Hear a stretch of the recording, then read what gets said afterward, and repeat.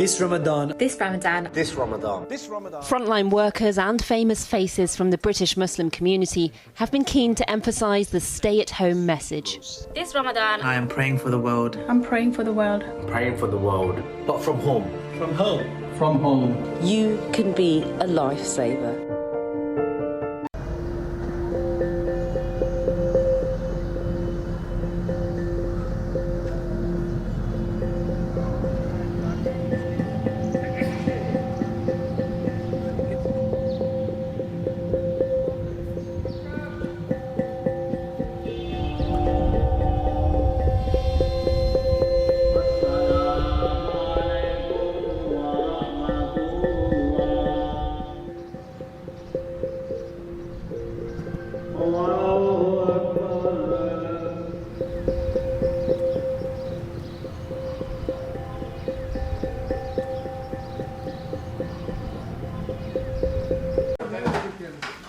The Muslim month of fasting is not just about staying away from food during the day.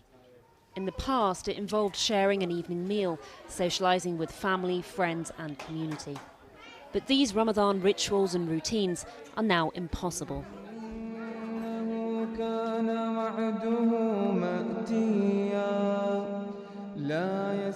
As even the holiest sites for Muslims, Mecca and Medina in Saudi Arabia, are closed off to visitors, around the world and here in Britain, Muslims now have to adapt to a Ramadan while under lockdown.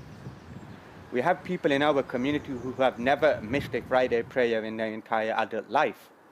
And then for them to suddenly find that the doors of the mosques are shut, it brings a huge amount of a spiritual void almost. It's difficult to replace that. People are being reminded not to fast if they feel at all unwell. At this difficult time, we urge all of our Muslims to keep their health at the forefront. Your health is more important than anything else. A person, God forbid, is suffering from this horrible illness, then they are not permitted to fast, quite simply. If people, even if they feel the symptoms of it and they are unsure, then even in that situation, we would urge our Muslims to show precaution, not to fast, and to fast later when God gives them good health again. I extend my warmest wishes as millions of Muslims around the world begin observing the holy months of Ramadan. This will, of course, be a very different Ramadan. Many community activities will naturally be affected by measures to combat the COVID-19 pandemic. Meanwhile, many people in conflict zones will once again be tragically marking these months with war and insecurity all around. I recently called for an immediate global ceasefire to focus on our common enemy, the virus. I repeat that appeal today, recalling the words of the Holy Quran, and I quote, "And if they incline to peace, then incline to it." Ramadan is also about supporting the most vulnerable.